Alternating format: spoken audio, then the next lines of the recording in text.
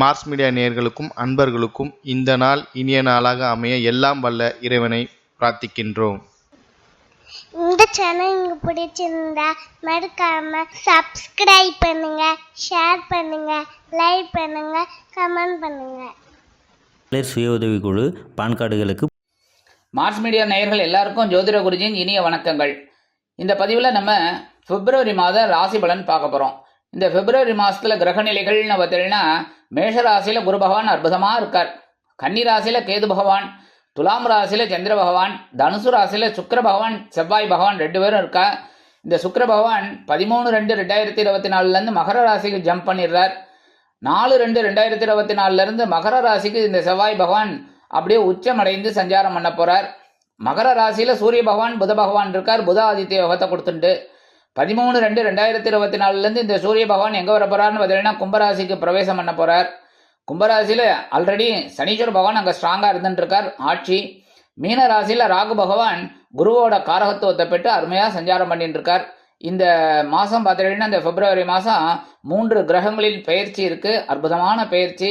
இதுதான் இந்த பிப்ரவரி மாதத்தோட கிரக நிலைகள்.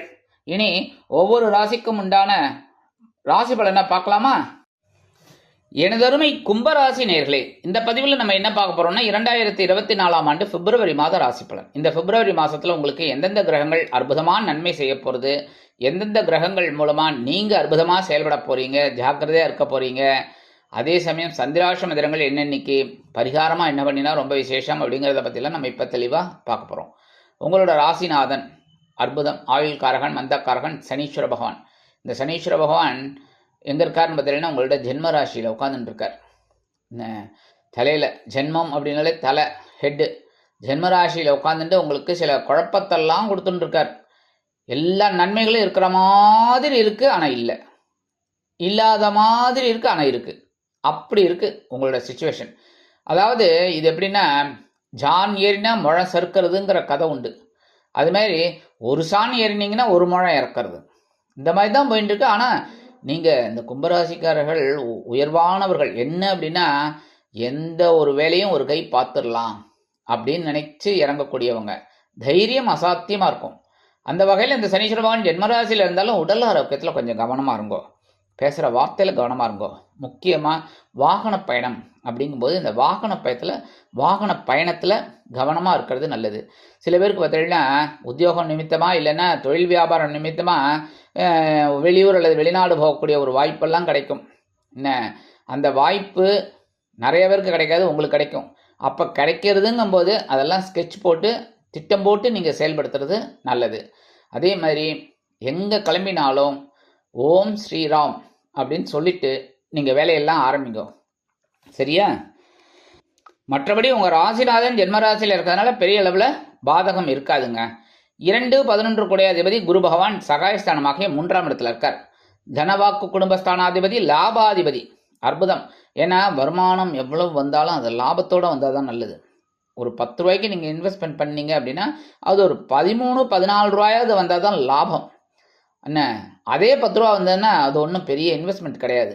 அந்த வகையில் இந்த குருபகவான் உங்களுக்கு லாபாதிபதி, அதே சமயம் தனவாக்கு குடும்பஸ்தானாதிபதி 3ஆம் இடத்துல இருக்கிறதுனால உடன்பிறப்புகளின் மூலம் இருந்து வந்த குழப்பங்கள் குறையும். மனதில் ஒருவித தைரியம் குடிகொள்ளும். எந்த ஒரு வேலையையும் அருமையாக துணிந்து செய்வீர்கள். உடல் ஆரோக்கியத்தில் கொஞ்சம் கவனமாக இருக்கிறது நல்லது. இருந்தாலும் இந்த குருவோட பார்வை பலம் அப்படின்னு பார்த்தீங்கன்னா உங்களோட களத்திரஸ்தானமாக 7ஆம் இடத்துல விழுது. அற்புதம்.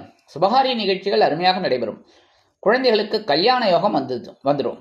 அதே சமயம் கல்யாணமாகி ரொம்ப நாளாக குழந்தை இல்லைன்னு இறங்குறவாளுக்கெல்லாம் குழந்தை பாக்கியம் கிடைக்கும். ஏன்னா இந்த குரு பகவான் புத்திரகாரகன். அடுத்தபடியாக 9ஆம் இடத்துல விழுறது, 7ஆம் பார்வை 9ஆம் இடத்துல விழுது. தந்தையாரின் உடல் ஆரோக்கியம் சிறப்பாக இருக்கும். தந்தையாரின் சொத்துக்கள் உங்களுக்கு கிடைக்கிறதுக்கு வாய்ப்புகள் இருக்குது. சில பேருக்கு பார்த்தீங்கன்னா பூர்வீக சொத்துக்கள் கொஞ்சம் இழுபறியாகவே இருந்தது, அது ஓரளவுக்கு உங்களுக்கு கிடைக்கிறதுக்கு வாய்ப்புகள் நிறையா இருக்குங்க. அடுத்தது 9ஆம் பார்வையாக உங்களோட லாபஸ்தானத்தை பார்க்குறார். உத்தியோகத்தில் உயர்வுகள் ஆட்டோமேட்டிக்காக கிடைக்கும். அதேமாதிரி தொழில் வியாபாரமும் லாபகரமாக செல்லும். 3-10 கூடிய அதிபதி செவ்வாய் பகவான் எங்கே இருக்காருன்னு பார்த்தீங்கன்னா லாபஸ்தானத்தில் இருக்கார். ஆகான்னு காலரை தூக்கி விட்டுக்காதீங்க. ஏன்னா ஏற்கனவே போன மாதம் இருந்துட்டார், இப்போ 3 நாள் தான் இருக்க போகிறார். 3 நாளில் என்ன செவ்வாய் பகவான்கிட்ட கறக்க முடியுமோ கறந்துருங்கோ, சரியா? 4/2/2024 அவர் விரயஸ்தானத்துக்கு வந்துடுறார். விரயஸ்தானத்தில் வந்துட்டு உச்சம். ஏற்கனவே செலவு, இந்த செலவில் ஒரு உச்சம் வேறையா, அதிகப்படியான செலவுகள் வரும். ஒன்றன் பின் ஒன்றாக வந்து சேரும். உடன்பிறப்புகள் வழியில் சுபகாரிய செய்திகள் கிடைப்பதால் சில செலவுகள் காத்திருக்கிறது. அதேமாதிரி குழந்தைகளோட கல்வி செலவு உங்களுக்கு அதிகமாகும். அதேமாதிரி உத்தியோகத்துக்காக சில செலவுகள் செய்ய வேண்டி வரும். தொழில் வியாபாரத்தை அபிவிருத்தி செய்யும் எண்ணம் மேலோங்குவதால் தொழில் வியாபாரத்தில் செலவுகள் கூடும். சீருடை பணியாளர்களாகிய காவல், இராணுவம், தீயணைப்புத்துறை, மருத்துவத்துறையில் வேலை பார்க்கும் அன்பர்களுக்கு எதிர்பார்க்கும் இடமாற்றம், பதவி மாற்றம், பதவி உயர்வு, சம்பள உயர்வு அருமையாக வந்து சேரும். 4-9 குடை அதிபதி சுக்கிர பகவான், பொழுதுபோக்குக்காரகன். இவர் யாருன்னு பார்த்தீங்கன்னா உங்களுக்கு சுகாதிபதி, அதே சமயம் பாக்கியாதிபதி. ரொம்ப அற்புதம். சுகத்தை அனுபவிக்கக்கூடிய ஆசாமிங்க நீங்கள். எவ்வளோ சுகம் வந்தாலும் அதை அனுபவிக்கணுமனோ, பாக்கியதை இருக்கணுமனோ. சொந்த வீடு 2-3 கட்டிடுவான், சரியா? ஆனால் ஒரு வீட்லேயே அவனால் இருக்க முடியாமல் வெளிநாட்டில் போய் உட்காந்துட்டு இருப்பான். அப்போ அந்த சுகத்துக்கு, அந்த சொத்துக்கு என்ன வேல்யூ? அனுபவிக்கலையே, எங்கேயோ உள்ள உட்காந்துட்டு இருக்கான். அந்த மாதிரி இல்லாமல் உங்களுக்கு இந்த சுக்கிர பகவான் எங்கே இருக்காருன்னு பார்த்தீங்கன்னா லாபஸ்தானத்தில் இருக்கார். மாத ஆரம்பத்தில் நிறைய நன்மைகளை உங்களுக்கு செஞ்சுட்டு இருக்கார். எவ்வளவு குழப்பங்கள் இருந்தாலும் அந்த சமாளிங்கிற மாதிரி சமாளிக்கிற ஒரு ஆற்றலை இந்த சுக்கிர பகவான் உங்களுக்கு கொடுத்துட்டே இருக்கார். தொழில் வியாபாரத்துலேயும் சரி, உத்தியோகத்துலேயும் சரி, குடும்பத்துலேயும் சரி, ஒரு சந்தோஷம் இருந்துகிட்டே இருக்கும். 13-2-2024 இந்த சுக்கிர பகவான் விரயஸ்தானத்துக்கு வந்துடுறார். விரயஸ்தானத்தில் வந்து செவ்வாயோட சேர்ந்துடுறார். சேர்ந்து சுக்கிரமங்கல யோகத்தை கொடுக்குறார். அடி தூள் செலவு செலவு செலவு, ஏகப்பட்ட செலவு. சரி, அதுக்குண்டான ஒரு வருமானம் உங்களுக்கு வந்துட்டே இருக்கும், அதை செலவு பண்ணிகிட்டே இருப்பேள், சரியா? 5-8 குடை அதிபதி புத பகவான். ஏற்கனவே அவர் அங்கேயும் விரயஸ்தானத்தில் தான் உட்காந்துட்டு இருக்கார். 12ஆம் இடத்துல ஏகப்பட்ட கிரகங்கள் உட்காந்துட்டு கும்மி அடிச்சுட்டு இருக்கு. என்ன பண்ணுறது? உங்களுக்கு செலவு வைக்கிறதுக்கு, ஏதாவது ஒரு வகையில் செலவு வைக்கிறதுக்கு. மருத்துவ செலவு மேக்சிமம் வராமல் பார்த்துக்கோங்க. ஆனாலும் இந்த விரயஸ்தானத்தில் இருக்கிற புத பகவான் சூரிய பகவானோடு இணைந்து புதாதித்ய யோகத்தை பெற்றார். அது வந்து 12ஆம் தேதி வரைக்கும் இருக்குது. அதனால் இந்த குழந்தைகள்லாம் நல்லா படிப்பார். அதாவது கருத்தூன்றி படிப்பாங்கன்னு சொல்லுவாங்களா, அப்படியே கருத்தூன்றி ஆசிரியர்கள் என்ன சொல்லி கொடுத்தாலும் அப்படியே கடன்னு படித்து அதுக்குண்டான ஒரு உயர்வுகளை அவங்களுக்கு பெறுவாங்க. அதே சமயம் எழுத்துத்துறையில் இருப்பவர்களுக்கு அநேகமாக புதிய வாய்ப்புகள் மிளிரும். குழந்தைகளின் மூலம் இருந்து வந்த குழப்பங்கள் குறைந்து மகிழ்ச்சி அதிகரிக்கும். உடல் ஆரோக்கியம் சீராக அமையும். களத்திராதிபதி சூரிய பகவான் எங்கே இருக்காருன்னு பார்த்தீங்கன்னா சூப்பர், விரயஸ்தானத்தில் இருக்கார். சூப்பர். விரயஸ்தானத்தில் ஏற்கனவே யார் இருக்கா? புத பகவான். அதனால உங்களுக்கு இந்த சூரிய பகவான் விரயஸ்தானத்தில் இருந்துட்டு ஓரளவுக்கு கொஞ்சம் அனுகூலமாக இருக்கிறதுக்கு வாய்ப்புகள் இருக்குது.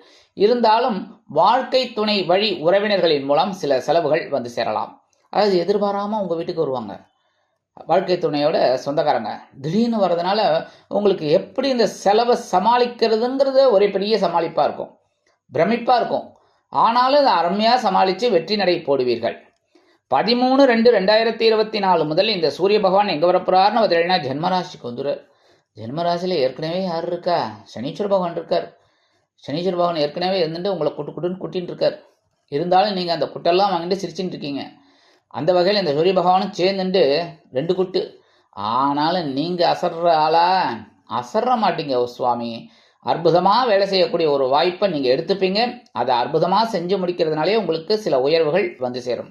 சில நேரங்களில் ஒரு மனசில் குழப்பம் இருக்கிற மாதிரியே இருக்கும், ஒரு துக்கம் இருக்கிற மாதிரியே இருக்கும், எதையோ இழந்தது போலவே இருக்கும். ஆனால் கவலைப்படாதீங்க, எல்லாம் கூடிய விரைவில் மாறும். சரி, இந்த சர்ப கிரகம்னு சொல்லக்கூடிய ராகு பகவான், கேது பகவான் எங்கே இருக்காருன்னு பார்த்தீங்கன்னா தனவாக்கு குடும்பஸ்தானமாகிய 2ஆம் இடத்துல ராகு பகவான் இருக்கார். கேது பகவான் அஷ்டம ராசியில் இருக்கார். பேசுகிற வார்த்தையில் கவனமாக இருக்கணும். இந்த நேரத்துலலாம் புதிய முயற்சிகளில் ஈடுபட வேண்டாம். ஈடுபட்டாலும் பெரியவங்களை கலந்து ஆலோசித்து ஒரு ஆன்மீக ஆலோசனையை கேட்டு அதுக்கப்புறம் நீங்கள் முடிவெடுக்கிறது நல்லது. அதேமாரி வாக்குறுதிகள் கொடுக்கறதுக்கு முன்னாடி நல்லா யோசிச்சுக்கணும், நம்மளால் இது முடியுமா அப்படின்னு. அதுக்கப்புறம் வாக்குறுதியை கொடுங்க. இல்லைன்னா சட்டுப்பட்டுன்னு கொடுத்துட்டிங்கன்னா மாட்டின்னு முடிக்கிற மாதிரி ஆகிடும். சில சமயம் அதுவே வம்பு வழக்குக்கு ஒரு வழிகாமிச்சு விடுற மாதிரி இருக்கும். அதனால் தேவையில்லாத குழப்பத்தை தவிர்க்கணும் அப்படின்னா வாக்குறுதிகள் கொடுக்கும் முன்பு சற்று யோசிப்பது நல்லது.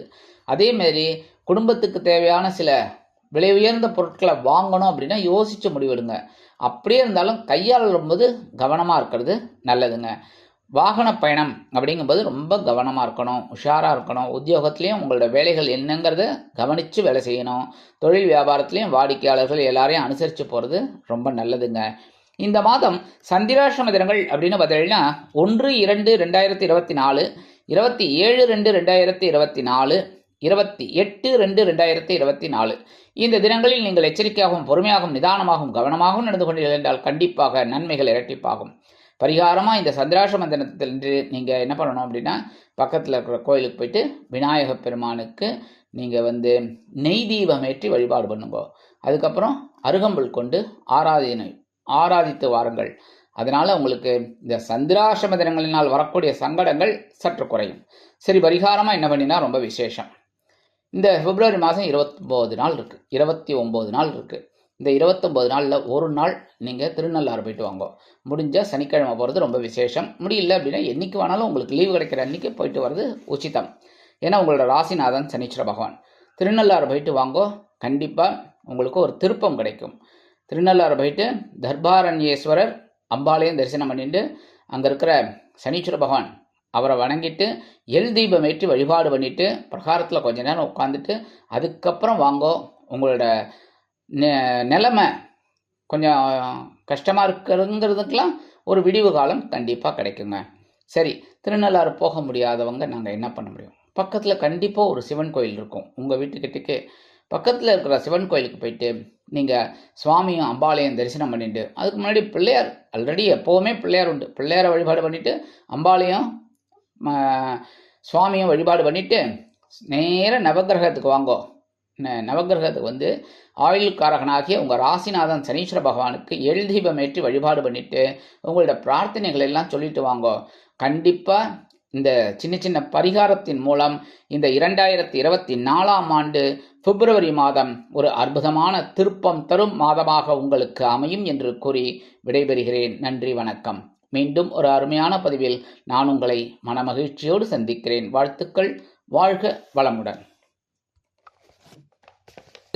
அதனால் இந்த குழந்தைகள்லாம் நல்லா படிப்பார், அதாவது கருத்தூன்றி படிப்பாங்கன்னு சொல்லுவாங்களா, அப்படியே கருத்தூன்றி ஆசிரியர்கள் என்ன சொல்லி கொடுத்தாலும் அப்படியே கடன்னு படித்து அதுக்குண்டான ஒரு உயர்வுகளை அவங்களுக்கு பெறுவாங்க. அதே சமயம் எழுத்துத்துறையில் இருப்பவர்களுக்கு அநேகமாக புதிய வாய்ப்புகள் மிளிரும். குழந்தைகளின் மூலம் இருந்து வந்த குழப்பங்கள் குறைந்து மகிழ்ச்சி அதிகரிக்கும். உடல் ஆரோக்கியம் சீராக அமையும். களத்திராதிபதி சூரிய பகவான் எங்கே இருக்காருன்னு பார்த்தீங்கன்னா சூப்பர் விரயஸ்தானத்தில் இருக்கார். சூப்பர் விரயஸ்தானத்தில் ஏற்கனவே யார் இருக்கா? புத பகவான். அதனால உங்களுக்கு இந்த சூரிய பகவான் விரயஸ்தானத்தில் இருந்துட்டு ஓரளவுக்கு கொஞ்சம் அனுகூலமாக இருக்கிறதுக்கு வாய்ப்புகள் இருக்குது. இருந்தாலும் வாழ்க்கை துணை வழி உறவினர்களின் மூலம் சில செலவுகள் வந்து சேரலாம். அதாவது எதிர்பாராமல் உங்கள் வீட்டுக்கு வருவாங்க வாழ்க்கை துணையோட சொந்தக்காரங்க. திடீர்னு வர்றதுனால உங்களுக்கு எப்படி இந்த செலவை சமாளிக்கிறதுங்கிறது ஒரே பெரிய சமாளிப்பாக இருக்கும், பிரமிப்பாக இருக்கும். ஆனாலும் அதை அருமையாக சமாளித்து வெற்றி நடை போடுவீர்கள். 13/2/2024 முதல் இந்த சூரிய பகவான் எங்கே வரப்போறாருன்னு பார்த்தீங்கன்னா ஜென்மராசிக்கு வந்துடுறார். ஜென்மராசியில் ஏற்கனவே யார் இருக்கா? சனீஸ்வர பகவான் இருக்கார். சனீஸ்வர பகவான் ஏற்கனவே இருந்துட்டு உங்களை கூட்டின்னு இருக்கார். இருந்தாலும் நீங்கள் அந்த குட்டெல்லாம் வாங்கிட்டு சிரிச்சுட்டு இருக்கீங்க. அந்த வகையில் இந்த சூரிய பகவானும் சேர்ந்துட்டு 2 குட்டு. ஆனாலும் நீங்கள் அசர்ற மாட்டீங்க. சுவாமி அற்புதமாக வேலை செய்யக்கூடிய ஒரு வாய்ப்பை நீங்கள் எடுத்துப்பீங்க. அதை அற்புதமாக செஞ்சு முடிக்கிறதுனாலே உங்களுக்கு சில உயர்வுகள் வந்து சேரும். சில நேரங்களில் ஒரு மனசில் குழப்பம் இருக்கிற மாதிரியே இருக்கும், ஒரு துக்கம் இருக்கிற மாதிரியே இருக்கும், எதையோ இழந்தது போலவே இருக்கும். ஆனால் கவலைப்படாதீங்க, எல்லாம் கூடிய விரைவில் மாறும். சரி, இந்த சர்ப கிரகம்னு சொல்லக்கூடிய ராகு பகவான் கேது பகவான் எங்கே இருக்காருன்னு பார்த்தீங்கன்னா தனவாக்கு குடும்பஸ்தானமாகிய 2ஆம் இடத்துல ராகு பகவான் இருக்கார். கேது பகவான் அஷ்டம ராசியில் இருக்கார். பேசுகிற வார்த்தையில் கவனமாக இருக்கணும். இந்த நேரத்துலலாம் புதிய முயற்சிகளில் ஈடுபட வேண்டாம். ஈடுபட்டாலும் பெரியவங்களை கலந்து ஆலோசித்து ஒரு ஆன்மீக ஆலோசனையை கேட்டு அதுக்கப்புறம் நீங்கள் முடிவெடுக்கிறது நல்லது.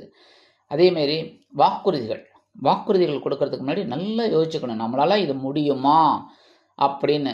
அதுக்கப்புறம் வாக்குறுதியை கொடுங்க. இல்லைன்னா சட்டுப்பட்டுன்னு கொடுத்துட்டிங்கன்னா மாட்டின்னு முடிக்கிற மாதிரி ஆகிடும். சில சமயம் அதுவே வம்பு வழக்குக்கு ஒரு வழிகாமிச்சு விடுற மாதிரி இருக்கும். அதனால் தேவையில்லாத குழப்பத்தை தவிர்க்கணும் அப்படின்னா வாக்குறுதிகள் கொடுக்கும் முன்பு சற்று யோசிப்பது நல்லது. அதேமாரி குடும்பத்துக்கு தேவையான சில விலை உயர்ந்த பொருட்களை வாங்கணும் அப்படின்னா யோசித்து முடிவெடுங்க. அப்படியே இருந்தாலும் கையாளும்போது கவனமாக இருக்கிறது நல்லதுங்க. வாகன பயணம் அப்படிங்கும்போது ரொம்ப கவனமாக இருக்கணும், உஷாராக இருக்கணும். உத்தியோகத்துலேயும் உங்களோட வேலைகள் என்னங்கிறத கவனித்து வேலை செய்யணும். தொழில் வியாபாரத்துலேயும் வாடிக்கையாளர்கள் எல்லாரையும் அனுசரித்து போகிறது ரொம்ப நல்லதுங்க. இந்த மாதம் சந்திராஷ்டம தினங்கள் அப்படின்னு பார்த்தீங்கன்னா 1/2/2024, 27/2/2024, 28/2/2024 இந்த தினங்களில் நீங்கள் எச்சரிக்கையாகவும் பொறுமையாகவும் நிதானமாகவும் கவனமாகவும் நடந்து கொண்டீர்கள் என்றால் கண்டிப்பாக நன்மைகள் இரட்டிப்பாகும். பரிகாரமாக இந்த சந்திராஷ்டம தினத்திலிருந்து நீங்கள் என்ன பண்ணணும் அப்படின்னா, பக்கத்தில் இருக்கிற கோயிலுக்கு போயிட்டு விநாயக பெருமானுக்கு நீங்கள் நெய் தீபம் ஏற்றி வழிபாடு பண்ணுங்க. அதுக்கப்புறம் அருகம்புல் கொண்டு ஆராதித்து வாருங்கள். அதனால் உங்களுக்கு இந்த சந்திராஷ்டம தினங்களினால் வரக்கூடிய சங்கடங்கள் சற்று குறையும். சரி, பரிகாரமாக என்ன பண்ணினா ரொம்ப விசேஷம். இந்த பிப்ரவரி மாதம் 29 நாள் இருக்குது, 29 நாள் இருக்குது. இந்த 29 நாளில் ஒரு நாள் நீங்கள் திருநள்ளாறு போயிட்டு வாங்க. முடிஞ்சால் சனிக்கிழமை போகிறது ரொம்ப விசேஷம். முடியல அப்படின்னா என்றைக்கு வேணாலும் உங்களுக்கு லீவு கிடைக்கிற அன்றைக்கி போயிட்டு வர்றது உச்சிதம். ஏன்னா உங்களோட ராசிநாதன் சனீஸ்வர பகவான். திருநள்ளாறு போயிட்டு வாங்கோ, கண்டிப்பாக உங்களுக்கு ஒரு திருப்பம் கிடைக்கும். திருநள்ளாறு போயிட்டு தர்பாரண்யேஸ்வரர் அம்பாளையும் தரிசனம் பண்ணிட்டு அங்கே இருக்கிற சனீஸ்வர பகவான் அவரை வணங்கிட்டு எல் தீபம் ஏற்றி வழிபாடு பண்ணிவிட்டு பிரகாரத்தில் கொஞ்ச நேரம் உட்காந்துட்டு அதுக்கப்புறம் வாங்கோ. உங்களோட நிலைமை கொஞ்சம் கஷ்டமாக இருக்கிறதுங்கிறதுக்கெலாம் ஒரு விடிவு காலம் கண்டிப்பாக கிடைக்குங்க. சரி, திருநள்ளாறு போக முடியாதவங்க நாங்கள் என்ன பண்ண முடியும்? பக்கத்தில் கண்டிப்பாக ஒரு சிவன் கோயில் இருக்கும். உங்கள் வீட்டுக்கிட்டே பக்கத்தில் இருக்கிற சிவன் கோயிலுக்கு போயிட்டு நீங்கள் சுவாமியும் அம்பாளையும் தரிசனம் பண்ணிட்டு அதுக்கு முன்னாடி பிள்ளையார் ஆல்ரெடி எப்போவுமே பிள்ளையார் உண்டு. பிள்ளையாரை வழிபாடு பண்ணிவிட்டு அம்பாளையும் சுவாமியும் வழிபாடு பண்ணிவிட்டு நேராக நவகிரகத்துக்கு வாங்கோ. நவகிரகத்துக்கு ஆயுள்காரகனாகிய உங்கள் ராசிநாதன் சனீஸ்வர பகவானுக்கு எள் தீபம் ஏற்றி வழிபாடு பண்ணிவிட்டு உங்களோட பிரார்த்தனைகள் எல்லாம் சொல்லிட்டு வாங்கோ. கண்டிப்பாக இந்த சின்ன சின்ன பரிகாரத்தின் மூலம் இந்த 2024ஆம் ஆண்டு பிப்ரவரி மாதம் ஒரு அற்புதமான திருப்பம் தரும் மாதமாக உங்களுக்கு அமையும் என்று கூறி விடைபெறுகிறேன். நன்றி, வணக்கம். மீண்டும் ஒரு அருமையான பதிவில் நான் உங்களை மனமகிழ்ச்சியோடு சந்திக்கிறேன். வாழ்த்துக்கள். வாழ்க வளமுடன். இந்த சேனல் உங்களுக்கு பிடிச்சிருந்தா மறக்காம சப்ஸ்கிரைப் பண்ணுங்க, லைக் பண்ணுங்க, ஷேர் பண்ணுங்க.